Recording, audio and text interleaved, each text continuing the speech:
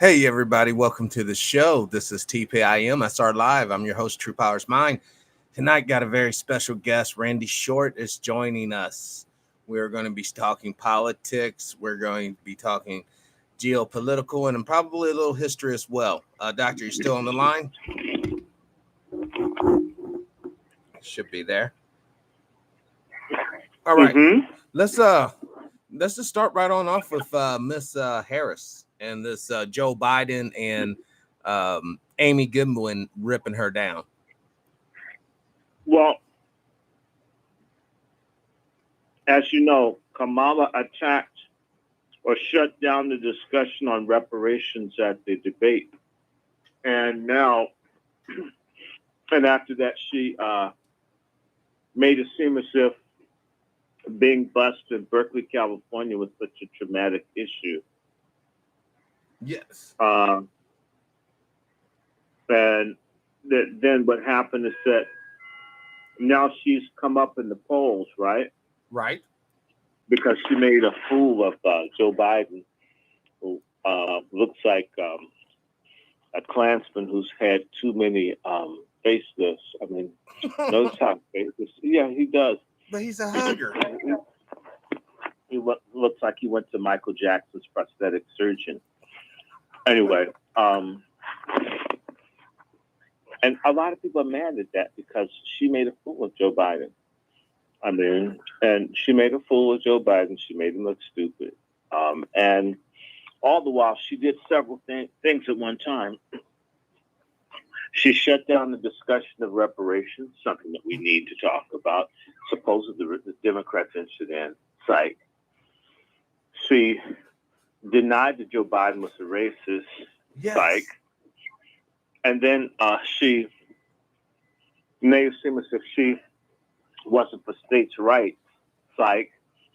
And then she brought up that she supports the pedophile amnesty bill or the Gay Equality Act, the Senate Bill 788, psych.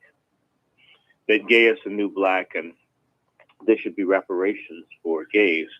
Right. This is where this silly rod is. And what happened when she did all that, she's jumped up in the polls, and you know how all the black women who want to wag their heads and, you know, put their hands on their hips, love the way that she talks to Joe Biden.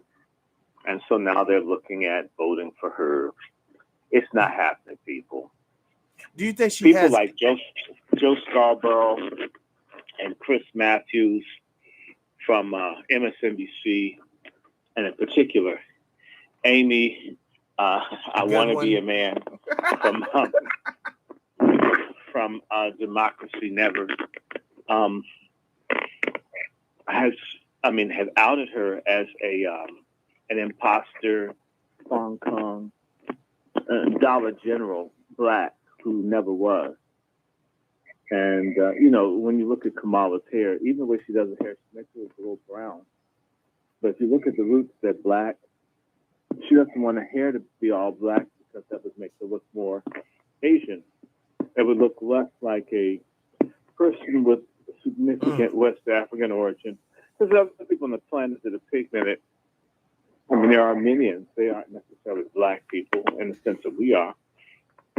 They're not African Americans. They're not descendants of people who've lived in America for centuries of African and Amerindian descent.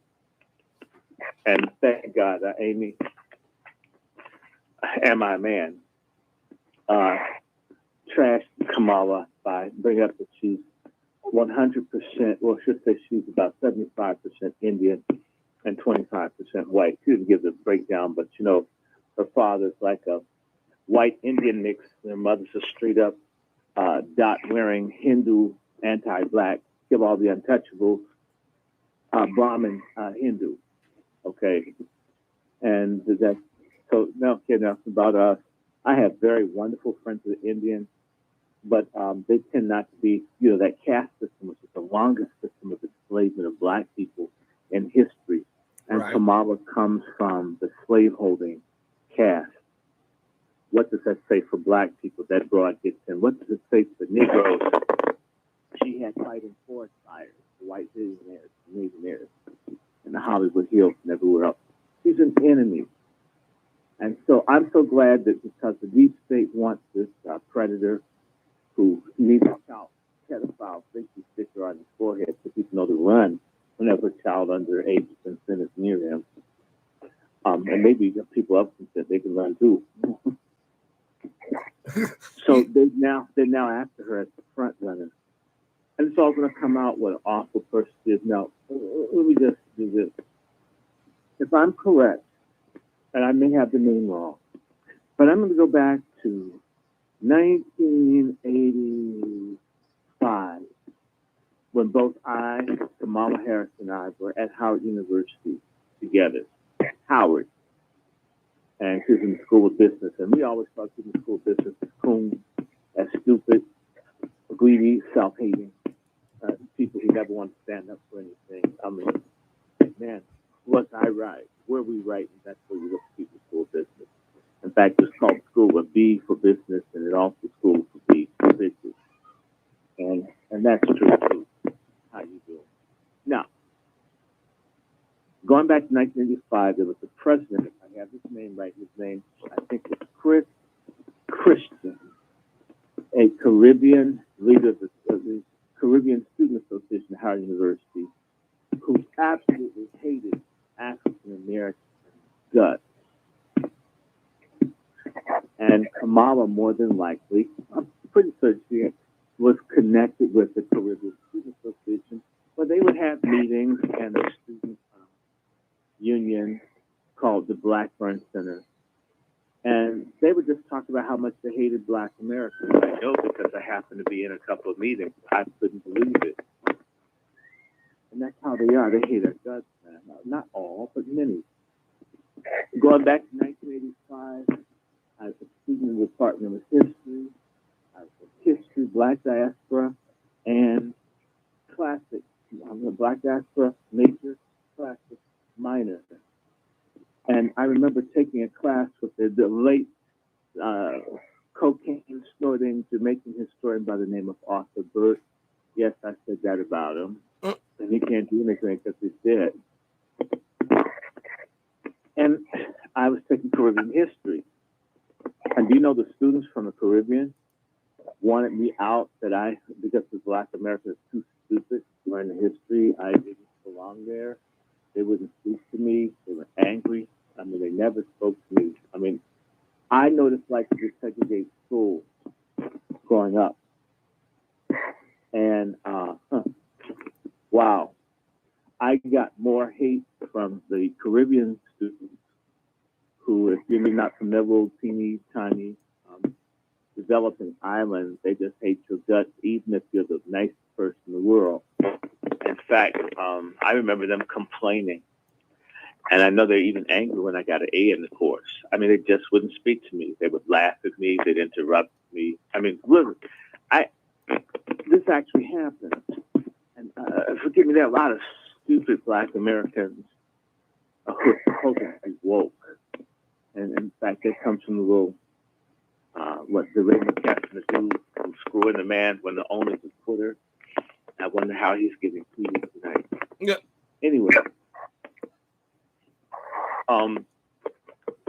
These people don't like us. I just remember being in class and being made to feel like Black Americans had no business. This is at Howard University in Douglas Hall, third floor, Howard University.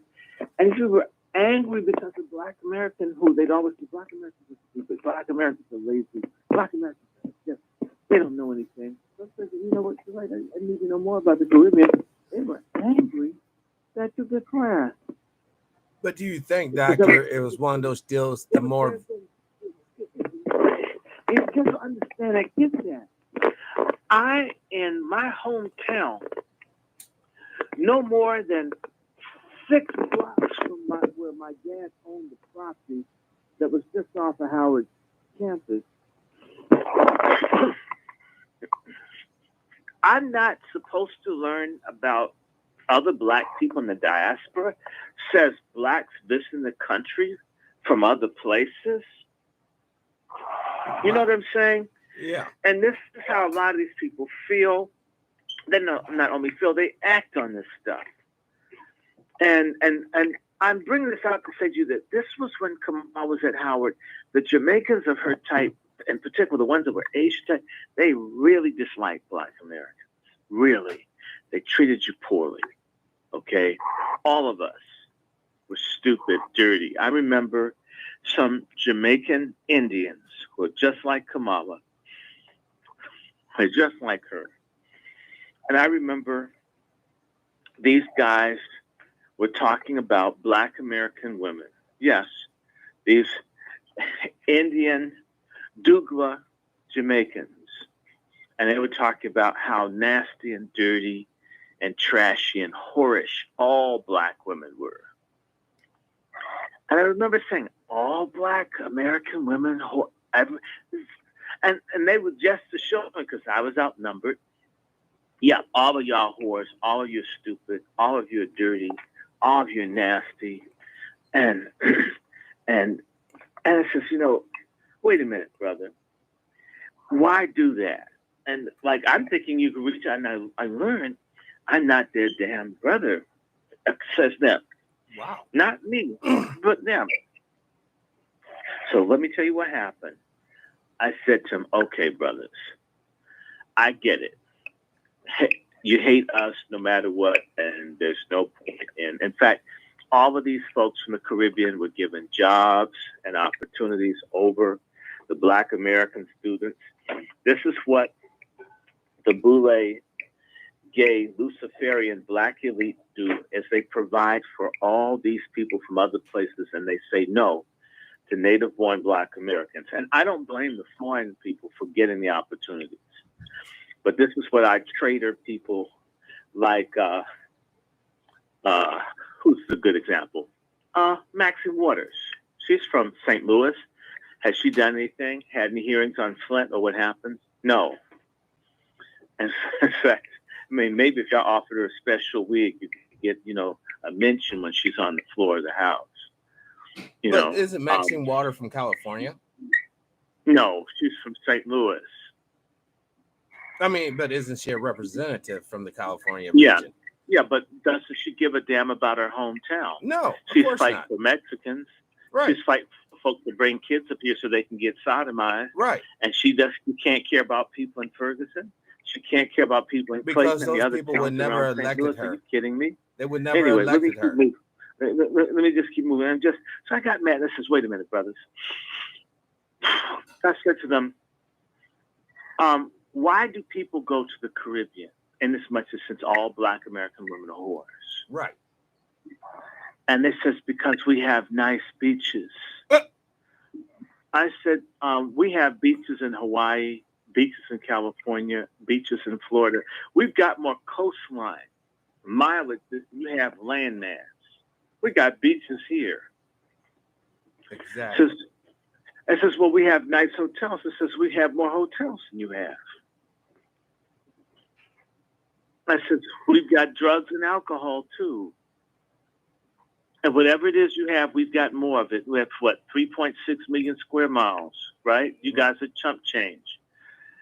And so why do you, then they're not going for the hotels, they're not going, what do they go for? I says, they go there for bargain basement sex with the smile that they can't get here. Oh, wow. And I said, look at you guys. You're not rich Jamaicans. No, you aren't. Because if you were rich, you would be at Oxford or Cambridge or Sheffield or Leeds or one of the British universities or at Mona or one of the universities of the West Indies. You're at Howard because you're poor. However, back then, I think it was like 16 Jamaican dollars equaled $1 American dollar. So in as much as you're poor, how did you get for every dollar that you earn, you needed 16 of what I have to be able to come here? You can't make all that money on an average wage in Jamaica. And it says, well, what are you implying? I says, when you gentlemen who screwed white men and women gigoloing on the beach, if I'm wrong, I'll apologize. but tell me that you guys haven't screwed foreign tourists to get the money to come to school here. That's been a lot of screwing. You know what they did? And I said, men as well as women. They all walked away from me and never spoke to me again. But Takes one to know one calling my sisters whores, because they were whores. They probably did more men than women. Wow. And they went and told all the people, to me, they didn't tell me I'm wrong, which means yes. And so they represented the bargain basement sex that people go down to the Dominican Republic and other places to do for a sex holiday. Right. Because you can have a holiday right here, and without the thing. We got pussy here, we got drugs here, we got alcohol here, we got beaches here, we got hotels here. We've got everything here.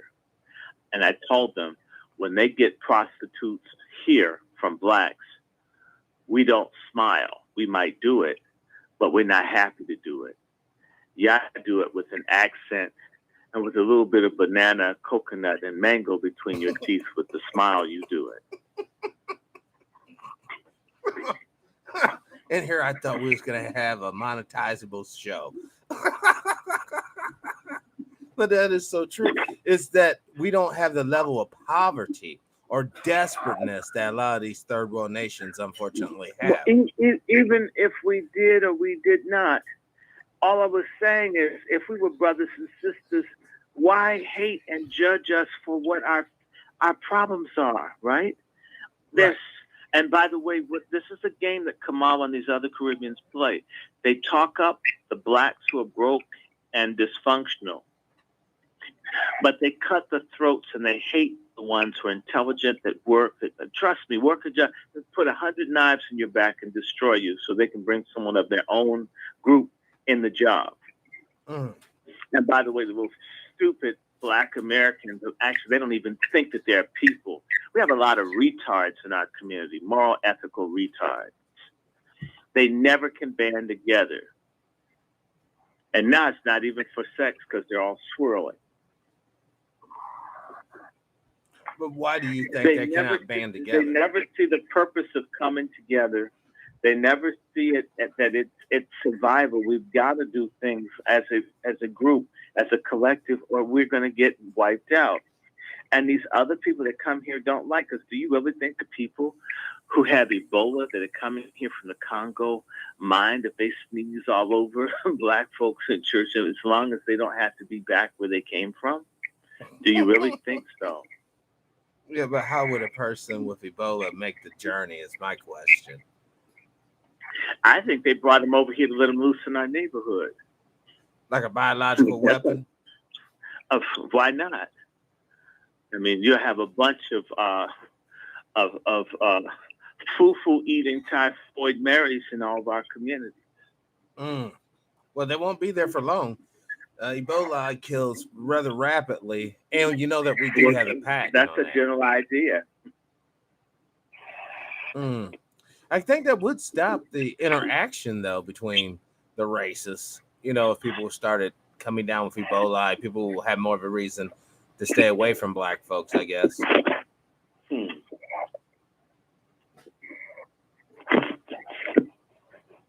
There's a very choppy sound on this transmission. I don't understand why either, because when you were saying some of your points, it was really getting low, then getting high. But back to Kamala Harris, do you foresee her in any way, shape, or form competing against Donald Trump in the next election? I can't hear because it's chopping. I don't know why it's chopping. Okay. What are you using? Because we're just using the computer because my cell phone's on the fritz. Hold on. Is that any better? Let me can you hear me better now? Yes. Okay. Do you think Kamala Harris will pose a threat to Donald Trump if she by chance wins the Democratic nomination? No.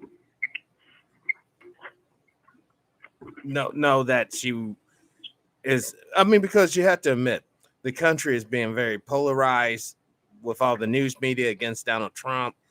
And if we do go into a war, I think his popularity could suffer dramatically. Well, I don't think that his popularity will suffer even with the war, unfortunately. And I would go further to say it's back to sounding choppy, but Kamala Harris, and if anything, folks would mistake her for Omarosa and vote against her. They would think that Omarosa is running against Trump to get back at him for firing her.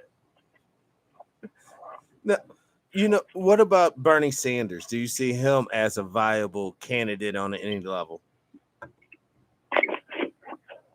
He looks like Ebenezer Scrooge. Well, when it comes to reparation, he is. Total Ebenezer. Well, he already said in that one speech, he doesn't advocate for black folks getting reparations, where he doesn't mind that, you know, Jewish folks get reparations for the Holocaust. Well, the fact that Simone Sanders didn't stay with them this time means that he didn't give her any real money last time. So do you see anybody in the Democratic, I guess, campaign or race? What about Andrew Lang? You mean the Chinese man? Or the white woman? The Chinese man. The Chinese man. The Chinese man. Well, at least he's talking about money, but, you know, let me tell you something. All you need is some food poisoning to occur in the news at some Oriental place during the election cycle to frighten everybody to not vote for him, okay? Yeah, I said it. To just remind black people that they're roaches and that they got rat grease and all this other kind of stuff that they're cooking stuff in, and that they're putting stuff in that causes fibroids in the hair. And, you know, Trump will go on there. Can you imagine? This guy's mom, she owns a factory that has hair care products that sterilize black women, but wants to get their votes. What a way to go. You go, Yang.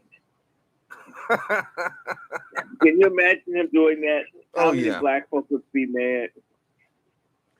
But we should be mad. There would be more stories of people selling rat meat as chicken wings. I mean, it would all come out. I mean, more stories would come out how black people are beaten up in China and so forth and so forth. Look, Trump basically has this race because they don't have anybody. They haven't had anybody. I mean, you know, Aretha Franklin's song summarizes the candidates: chain of fools. Damn. And the other song, Ain't No Way. None of their asses. None of them. But do you think it's by design then? Do you think the shadow government or the people truly empowered want Donald Trump to be the president again? Well, no, I don't think they want Donald Trump. But you look at Nancy Pelosi. I mean, the woman looks like a cocktail mixer with the wig on. I mean, she's just a disgrace. I mean, you have these idiots, these moronic people who think that there are 216 or 18 genders and that there's more sexes than male and female. Do you really believe that? No. If you mean there's another sex aside for men and women? No, there's the two. God. I mean, hermaphrodites, if you want to be hermaphrodites are either male or female or they're a combination, but they're not a third sex. Right, all into themselves.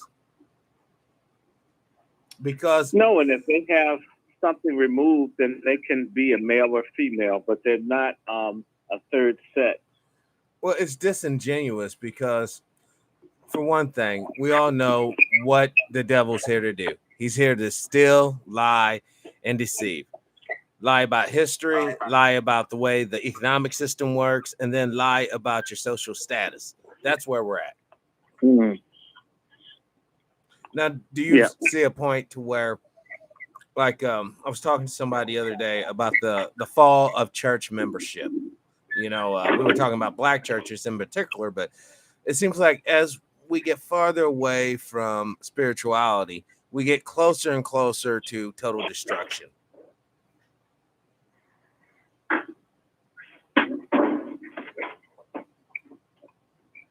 Oh, yeah, I can't hear what you're saying.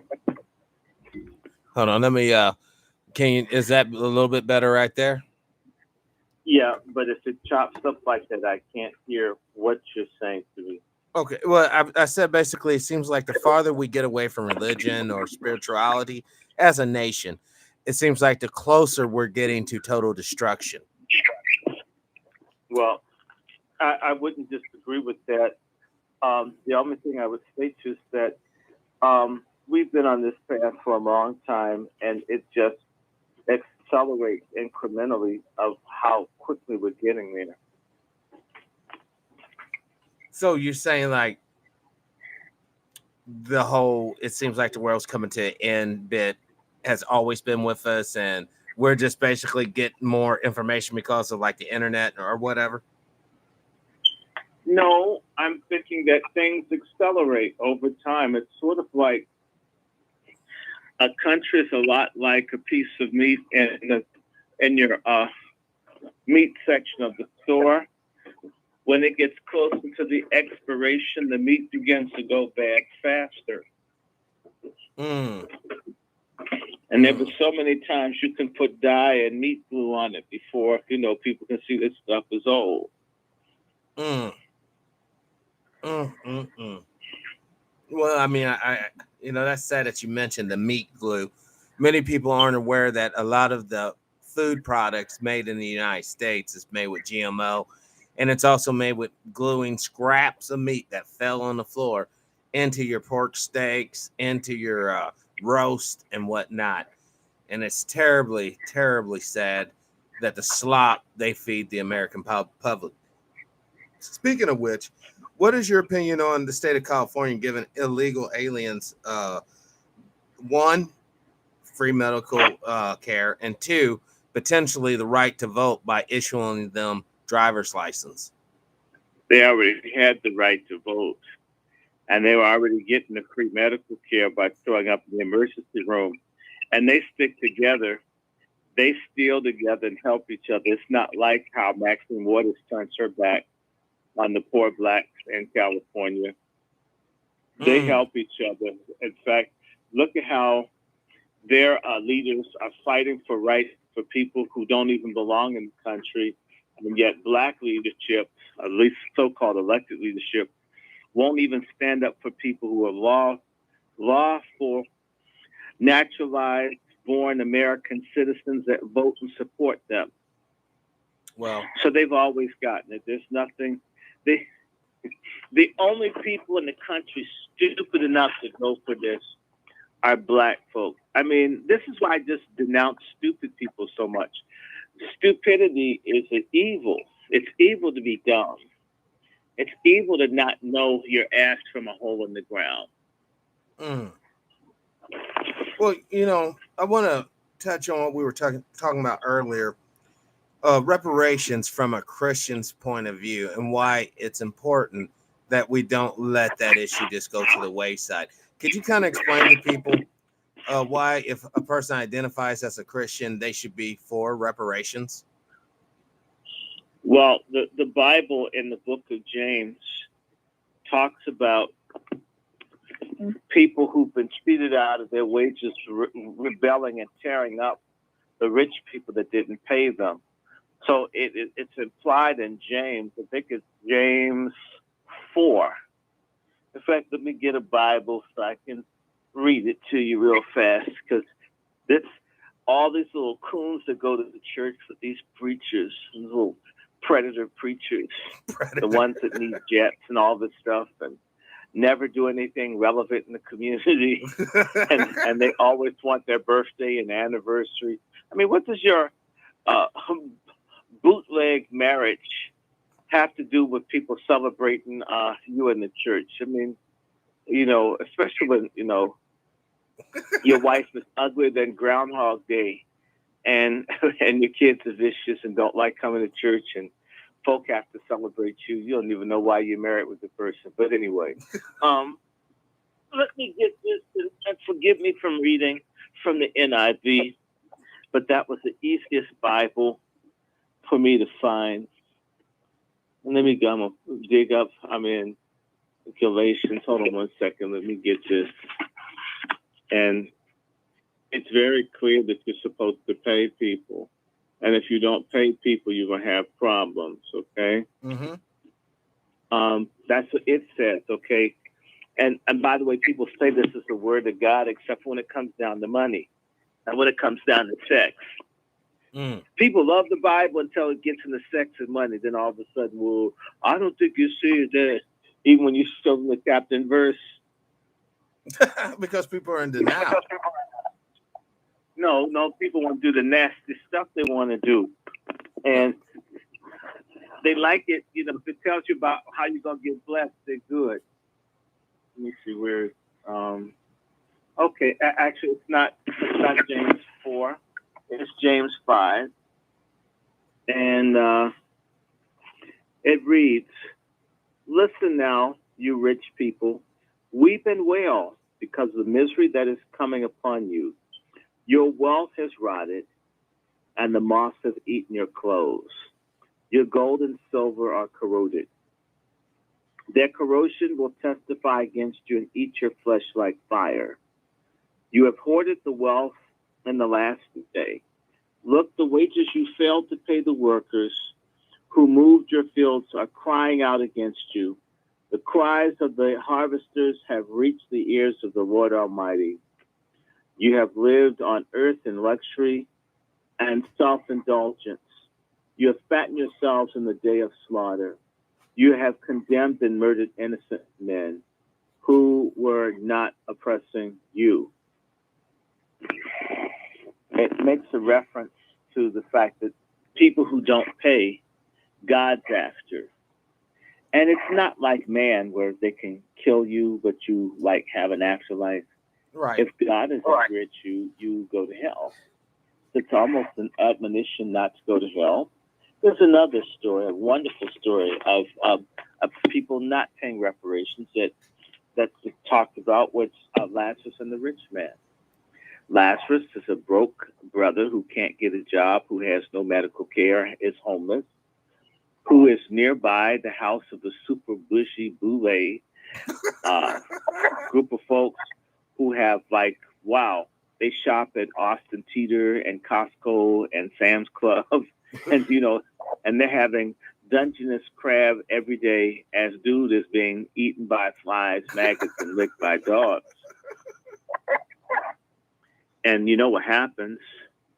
The men die, and Lazarus goes to heaven, and the rich, nasty, boule, Greek letter Masonic thug wakes up in hell and has the nerve to ask someone, "Can you get the homeless person to send me a drink with a couple of cubes of ice?" And it doesn't happen, right? Right. The rich man who did not look out for the poor man goes to hell and great torment. Do you want to go to hell? Well, according to that story, a great way to go to hell is to ignore the suffering of the poor and the oppressed. Okay, the whole Christian faith is about reciprocity and repairing and reparations. The Lord is my shepherd, I shall not want. In other words, God is repairing me.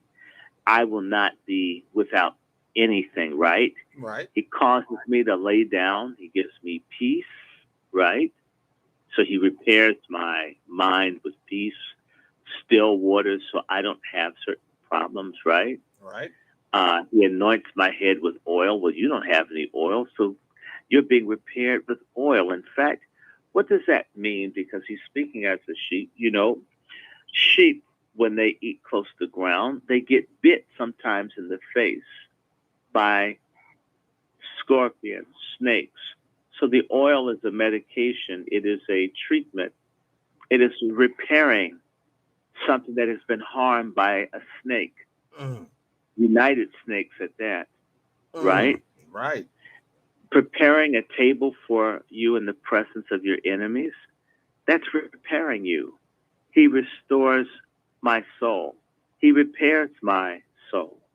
Surely goodness and mercy shall follow me all the days of my life. This is repairing. It's a promise of being guided and repaired and cared for and loved, right? Right. Reparations were part of the Holy Ghost in Acts, where each man used his money according to his own need, and what he did not need or they didn't need, they gave to those who were financially broken. Right. The year of Jubilee is a reparation. That if you couldn't pay your debts in 7 years, the books were wiped clean. Yes. To repair you financially. Yes. Yes, I'm agreeing. We need a Jubilee. Jesus dying on the cross, bringing man into relationship with God, where God Almighty sends his only Son as a reparative atonement for humanity. That was a reparation to keep our asses from burning in hell. It's a reparation. Yes. It's a reparation when he calls Abram to leave Ur to a land for his family. That's a reparation. I'm going to repair you. You had to leave your father's place, but I'm going to give you something. John 14, there are many mansions in my father's house. I'm going to take care of you. I'm going to give you, right? Right. Being a believer is reparations from on high to make you whole, right? Yeah. It says that, if you're burdened and heavy laden, right? He'd repair you. He that hunger and thirst for righteousness would be repaired. They would be filled. It's all about making something right. When Abraham was in Egypt and the Pharaoh realized he was trying to screw another man's wife, didn't he get reparations? When the Philistine was also trying to screw Sarah and realized it was Abraham's wife, didn't he pay reparations? Yep. When Zacchaeus wanted to get saved and help his family, didn't he restore people four times what he stole? Didn't he pay reparations? And then salvation comes to your house.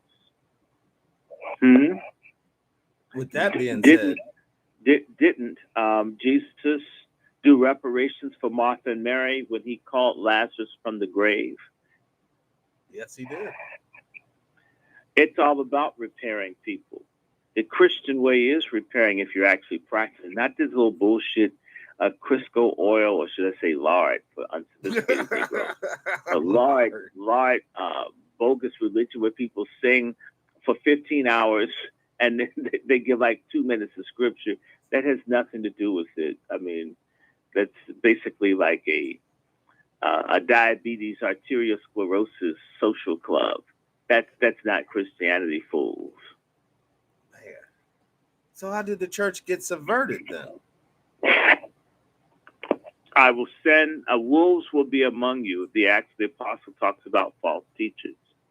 It also says in Galatians, anyone that comes to you preaching the gospel other than what we've said, let them be accursed. We were warned that people would be wolves in sheep's clothing, that there would be these people. In fact, John 10 talks about the good shepherd, the one that lays his life down for the sheep. He gives reparations. I'll die for you. And I'm not talking about Prince because he died for himself on Percocet. I'm saying to you that the good shepherd lays his life down for the sheep. No greater love does a man have who would give his life for a friend. You would put yourself in the breach. If one is to be great, let him be a servant. Let him repair others. Mm. The whole thing is about that. But but you have to stop, you have the wrong people preaching. I need to let you know I had to call one of my cousins because I have another cousin that's a preacher, really good, on fire, young man, and there's this little coon preacher that's bullshitting. Okay, he is. And I had to call up and tell him, you need to make that, maybe give him a couple more Sundays in the month to preach, or tell him to, do a hit the road, Jack. A lot of people we were warned would be phonies, Right? And so we're warned, but there's a way to check. If you love God, you'll keep His commandments. If you are a true believer, you will care about other people. If you're a true person, you have self-control. We were in Second Peter 2. Right. Or is it Second Peter? No. It's either, let me see which one is it. Second Peter. I said Second Peter and Second Romans. And there are certain things that you would know about a believer. Let me see, that you can find that they have that. There should be fruits of the Spirit. But you see, people are beguiled by how things look. Right. Those fancy Just because churches. It's a big building with stained glass doesn't mean it's truly a place that God inhabits. God doesn't need buildings. But what you just said there in the very beginning wiped out like almost 90% of the churches. If you love him, you keep his commandments. That means you would keep Saturday holy and not the Roman Sunday. Well, it says it's a wide road that leadeth down, and a narrow road that few shall find that leads to heaven. So it's kind of easy. Where is the crowd not? Who's not in the cattle call trip to hell, stroll ride or whatever, the jamboree going to hell? I mean, it's like spiritual confinements. These churches are spiritual confinements. Hell. I mean, like Hillary Clinton. I mean, she's going. She almost looks like a big cigarette lighter. I mean, well, her, Jeffrey Epstein, and his little Lolita Express. All the damage he did to those girls and workers that had to clean up after all that. There's a lot of people who are Dick Cheney. Well, he won't be able to get a new heart in hell. Well, David Rockefeller. Well, he's already passed on anyhow, but and he's already there. So, is there any hope that righteous men and women will pick up the banner of leadership and governance and bring us to a brighter place? Man's going to get worse and worse, the scriptures say. So that's how that goes. But this stuff is going to... Life is a short thing. I'm thinking about it. We're men. You can remember being a child, remember being in your 20s. You can remember, and you could go at any minute now. Well, yeah. We just buried a friend that's 2 or 3 years older, and but they're 2 years older than I am. They're gone. People die. They go, and it's kind of sad. But the hope is the life to come. This is just practice. And so, in reality, this will be here, and then this will go. And so, don't get too caught up by it that you miss your divine opportunity to have a life that doesn't end. And that sounds like pie in the sky, but you know what? At least I got some pie, and a pie slice that no one can take away. Hell, sounds like a good thing. The sad thing about it is, keep going. Well, the sad thing about it is how they try to distort the image of heaven and hell in popular culture. Heaven, everyone says, and then hell's supposed to be the party with all the rock stars and scientists and everybody down there. And the sad thing about it is when people realize the gravity of the situation, the true gravity of eternal condition, I fear for many of them, it will be far too late. Let me share something with you, and then I'm going to bounce out because I have to do something early tomorrow. But I'm going to say this to you, brother. There's a video on YouTube where a man drilled miles into the earth, and he had a microphone and recorded what he heard. Have you heard about that? Well, what? Just a bunch of screaming and torment? It sounds like that. You can look into it. This guy is an atheist, and he can't handle what it sounds like human voices. Nobody wants to deal with that reality, doctor, that we are all traveling somewhere. Even he says it sounds like voices. It can't be. But why? I would be very much alarmed. You mean, when did rocks and molten lava sound like human voices? Right. I mean, when you really think about it, how can nuclear fission really occur inside of the Earth when the Earth's supposed to be a bunch of rocks just coming together due to sufficient gravity? There's a lot of things about this planet we quite don't understand. Well, how could Earth be a bunch of rocks if you've got oceans of water underground? Is water rocks? No. And where did the water come from? Well, I mean, just the fact that it's there. So, we have to pick this up again. Yes. But, Kamala's no good, folks. I mean, it's all BS. People don't support her. And Joe Biden's a racist. What we need to be thinking about is having our own party. When are we going to do that?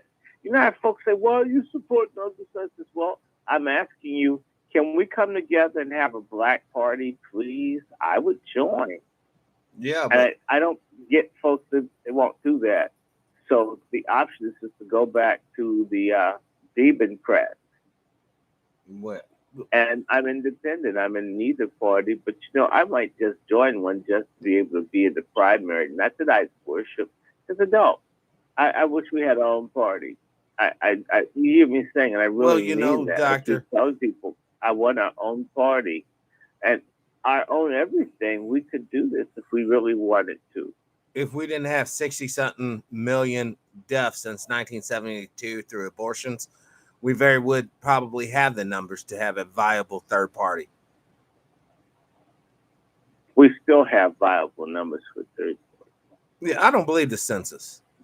Well, I mean, why should you believe the census? I mean, why should you believe that Columbus was this nice, loving Italian when in reality he's a Jewish dude? I mean, come on.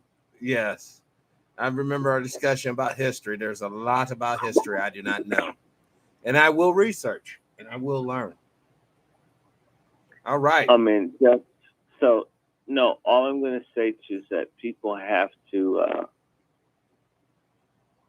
I believe that black people can be, and we must have a period of revival where we rediscover true faith, self-respect. In fact, I think I sent you a link to a show I did, and I just tell you reparations starts with what we do for one another. Yes.